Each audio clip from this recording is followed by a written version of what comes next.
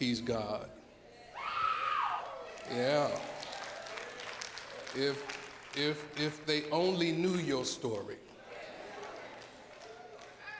Sometimes when you come into a place like this, not only do you dress up on the outside, but you dress up what you might be working through on the inside. And nobody can really tell how it is you're pressing through and continuing to just barely hold on. You're just at the place where you can just barely put one foot in front of the other. And just because you know that there is something on the other side of this trial, you know that there's something on the other side of this experience, you know there's something on the other side of that diagnosis, you know there's something on the other side, and you keep pressing through, and it's only because the whole Spirit of God continues to move you through. If they only knew how you got over.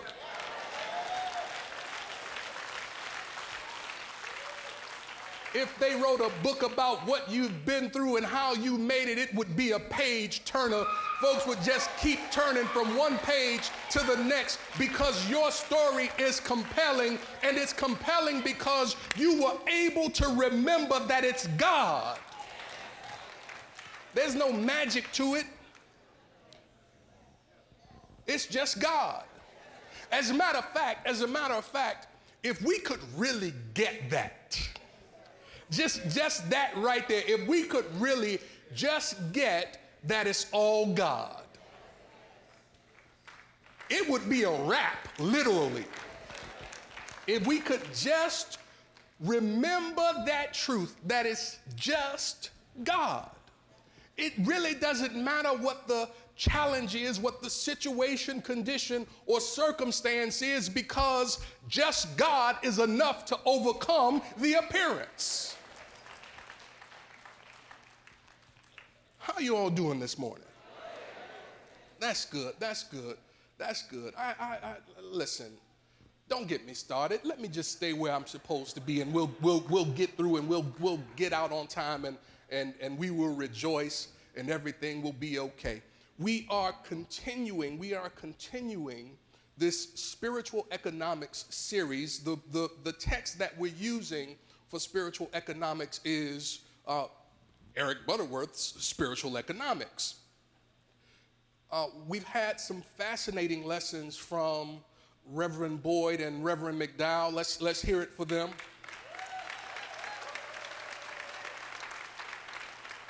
As we continue to be reminded, see, the scripture says there's nothing new under the sun.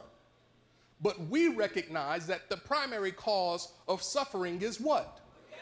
The primary cause of suffering is forgetfulness. So it's not enough to have been taught, or it's not enough to at once upon a time have known, if when the challenge, the condition, the situation, or the circumstance appears, you forget everything that you used to know.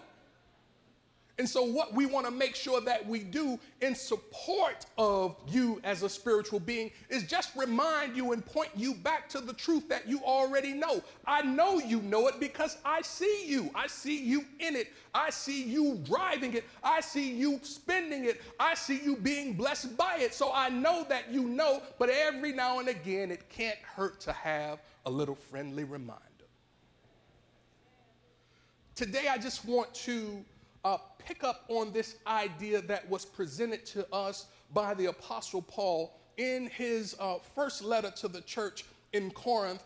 Paul writes these words, and he's writing these words to really make a point about himself and Apollos, and how, though the two of them are different, what the two of them bring together when they work in concert with their respective purpose creates an environment and a space for God to grow what they have sown into. Paul says it this way. He says, I planted, Apollos watered, but God made it grow. Say, God made it grow.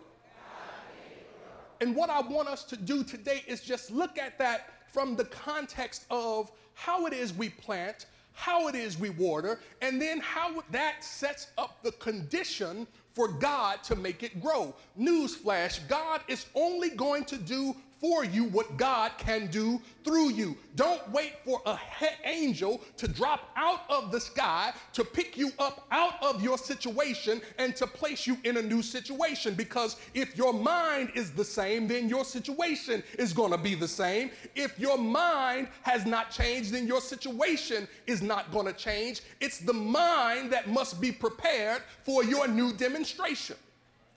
And so, as Paul is saying to us, there is a responsibility to plant, there is a responsibility to water, and when those two works or those two efforts or those two initiatives are met, it creates the way for increase. Yes? And so as we just get into it, I want us to approach it from our philosophical standpoint, and that is that mind or thought plus feeling equals, yeah, go ahead and say it. I hear it somewhere right around in here. I heard somebody say demonstration.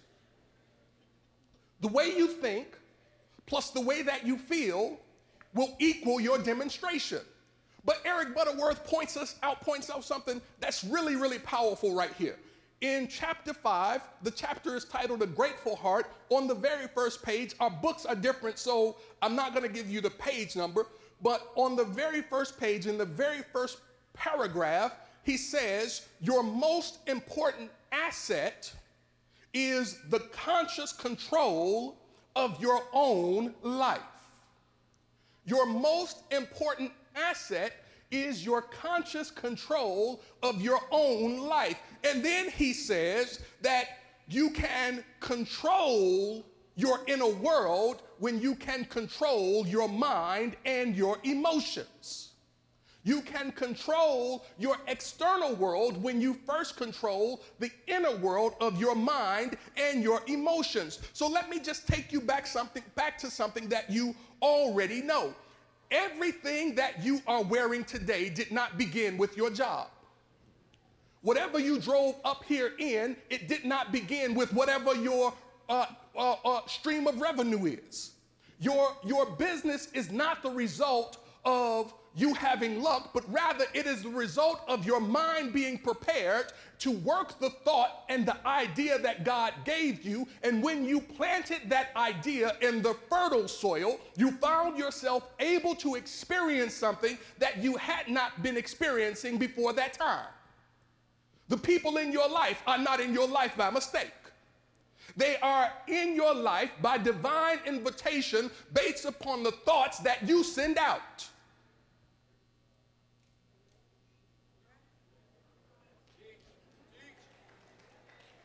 The children in your house, more specifically the ones outside of your house on the block that you live on, are not the result of anything other than a flow or stream of consciousness that you have moved into. What I want you to see is that everything that involves you is involving you because of how your thought is involving it. When you think a thought, that thought becomes a thing. As a matter of fact, I can hear Reverend Coleman saying, I am the thinker who thinks the thought that makes the thing. Your thought must be handled in a way that appreciates and respects the seed potential of your thought. Here is our challenge. We don't realize that our thoughts are seeds. See, if you knew that your thought was a seed, you would make sure that you only planted the kind of seeds that would produce the kind of harvest that you desire. When you don't realize that your thought is a seed, you will literally think anything. And when you start to think anything, it's only a short matter of time before anything or any old body shows up in your life, world, and affairs. Now, to some extent, the thinking part is the easy part if you're conscious. Because you know what you think. You see it flash on the screen of your mind. Before you go off, you think about going off. There's nobody here who has gone off by mistake.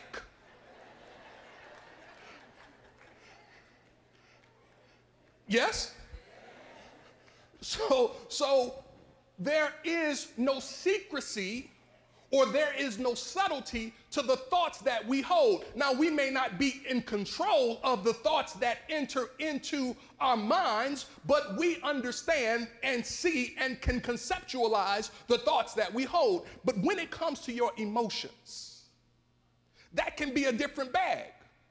Because sometimes you don't know what you feel or know what you're capable of feeling until you're feeling it. Sometimes you don't know that the relationship is over until you feel a certain kind of way. What Eric Butterworth is saying to us is that the responsibility to be in control of our lives is based upon our ability to adapt, to modulate, to respond to the way that we think and the way that we feel. But as I said moments ago, if you will not adjust, if you're unwilling to adjust the way that you think and feel, stop praying. Stop asking God to come and fix it when you won't fix your mind. Stop, I shouldn't say it like this. I shouldn't say it quite like this. I shouldn't say it quite like this. Madam Director, close your ears for a second. Close your ears for a second. Madam Director, close your ears for a second. The reason you go to JCI class is so that you can have your mind impressed upon, so that you can begin changing your mind. You are attracted to the class because what you're working right now may not be completely working for you. As a matter of fact, what you're working might be working you. And so you're attracted to a class not so you can have more information. You don't need more information. You need more demonstration.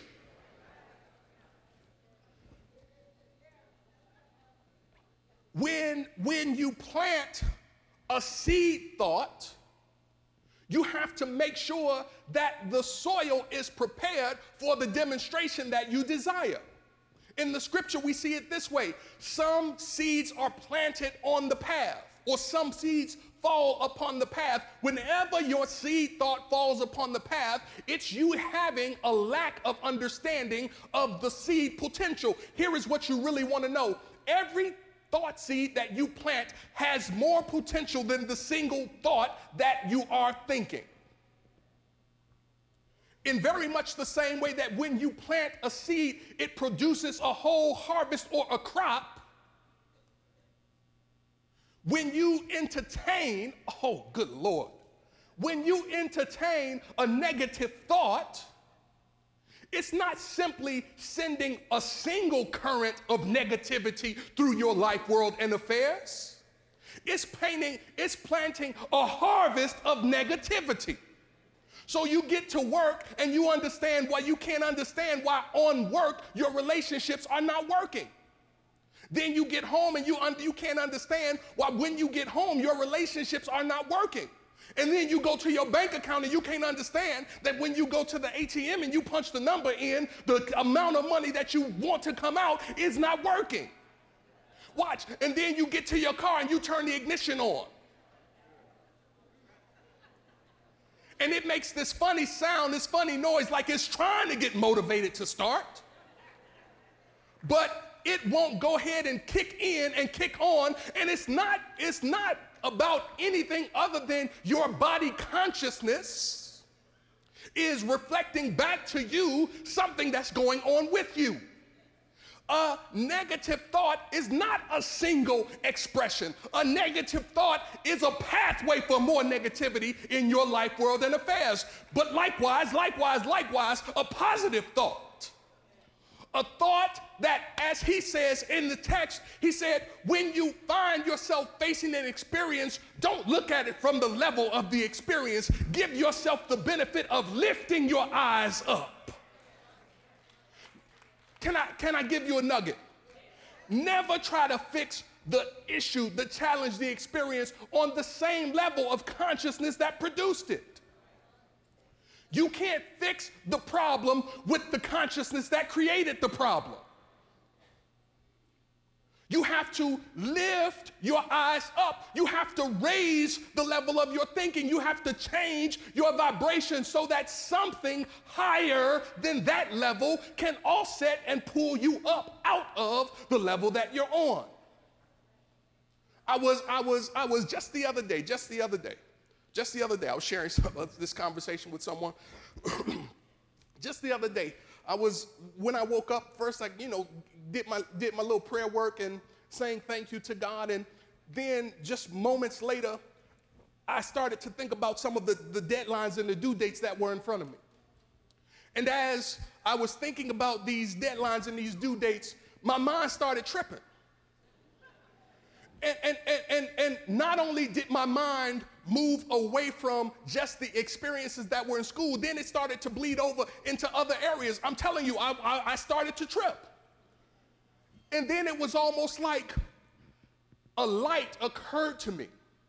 And when the light occurred to me, I was able to get back to the realization that if you will take control of your mind, you can stop tripping. So what I had to say to myself was don't trip. Tell somebody next to you, don't trip.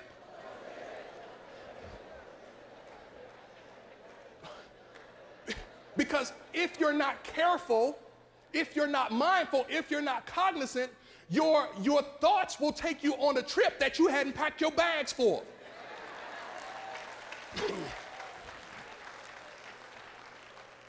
What I recognized is that I was tripping and I didn't bring my bag of God awareness with me. I was halfway down the road on this journey, starting to feel some kind of way. I was in my emotions. And because I am legitimately concerned about stuff I'm legitimately concerned about, all other concerns start talking about pay some attention to me too. I had to tell myself, don't trip, stop tripping. I don't have to, as they say, ain't nobody got time for that.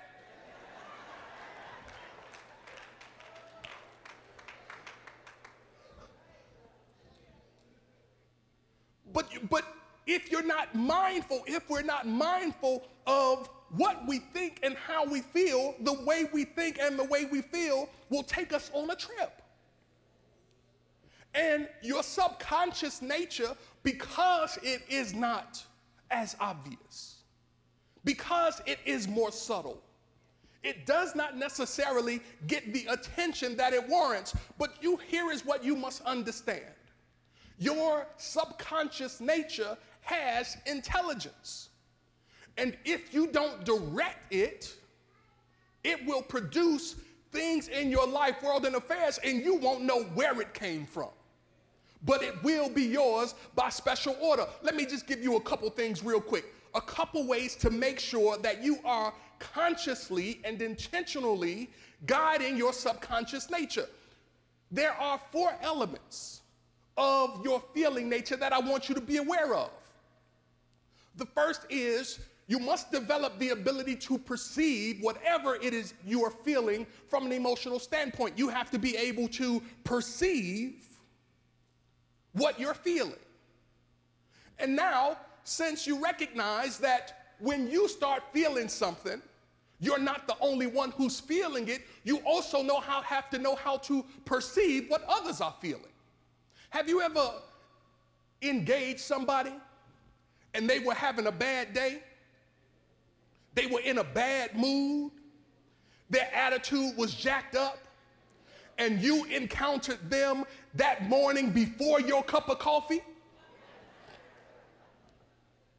And wherever they were emotionally in their bad day, got your bad day off to a start.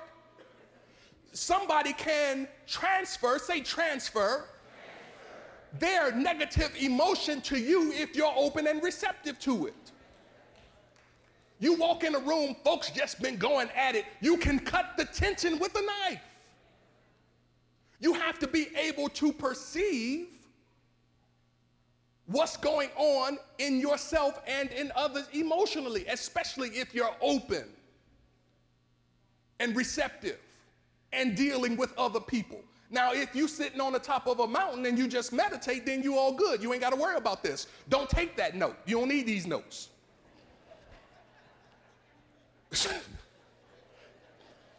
Here's the next thing that you have to do. You have to be able to understand your emotions. You have to be able to understand your emotions. Nowadays, there's this saying that you hear folks say, I was in my feelings, right? Or I feel a certain kind of way. I was in my feelings, or I feel a certain kind of way. What I think this is pointing us to is that there is power in our feeling nature. There is something that we need to recognize about our emotional state. You have to understand that emotionally, your subconscious nature deals with understanding, and understanding is connected to love and wisdom. What does that mean? That means from an emotional standpoint, you have to be able to understand and take control of your environment and how you let people handle you. You have to be mindful about how you let people handle you. You have to understand who you are and whose you are and refuse to be handled any old kind of way. I like the packaging sometimes when FedEx brings something to my house, it says fragile, handle with care. You might not be fragile mentally or emotionally, but what you deserve to be is handled with care. Can I just drop this on you? You should commit yourself to never letting anyone handle you in ways that God does not handle you. Sometimes you have to teach people how to handle you.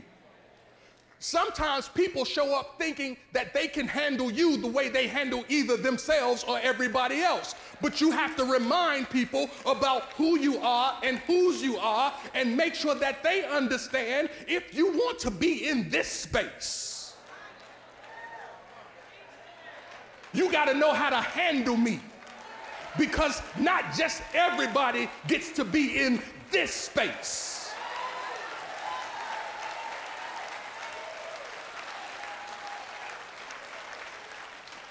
You have to be invited into this space.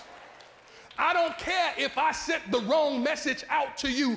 Just because I gave you an invitation doesn't mean you coming into this space. You have to emotionally, now listen. If you are not emotionally attuned and emotionally you don't understand because you feel needy, I wish I could stop right there and just teach it from right there. Because you feel needy, or because you feel self-conscious, or because you haven't really wrapped your mind around the realization of who you are and whose you are, you'll invite somebody into the space who has no business in this space. But it goes back to your understanding. People will only do to you what you let them. And listen.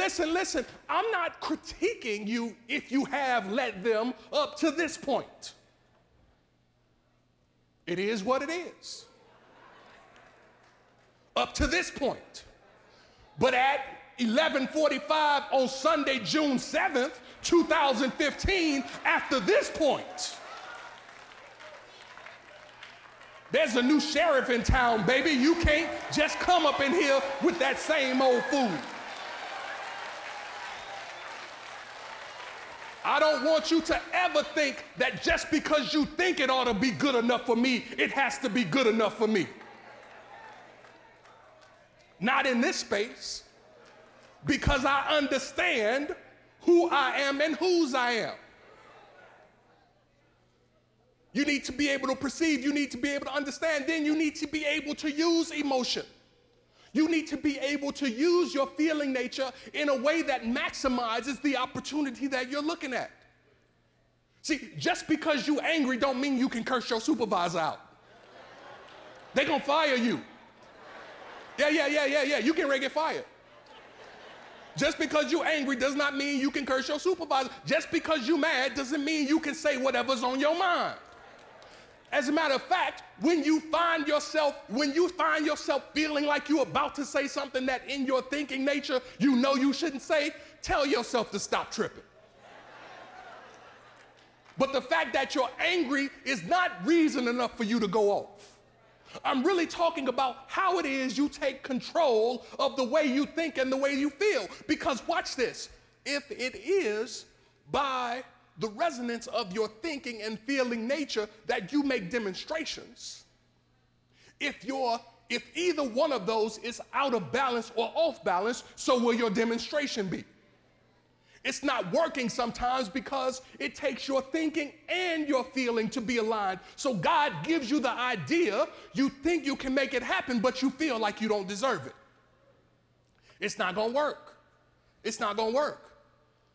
You have the thought, you plant the thought in the fertile soil, but you feel like somebody else is better suited. We see Moses do it. Moses is called to lead, but he says, let Aaron do it.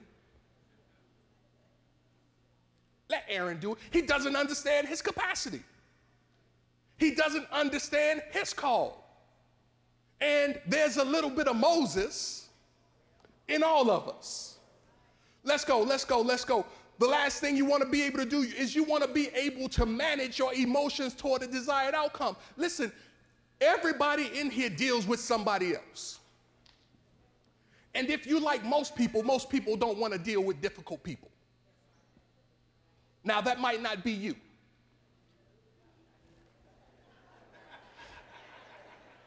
But you might have to ask the people you're in relationship with. If they go in a different direction when you show up,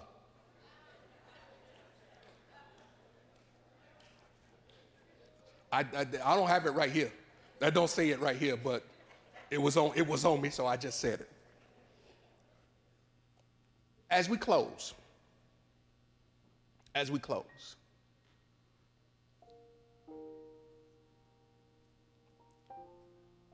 take back control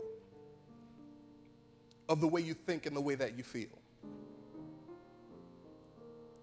Be willing to adjust, be willing to modify, be willing to regulate, be willing to order your mind and your emotions.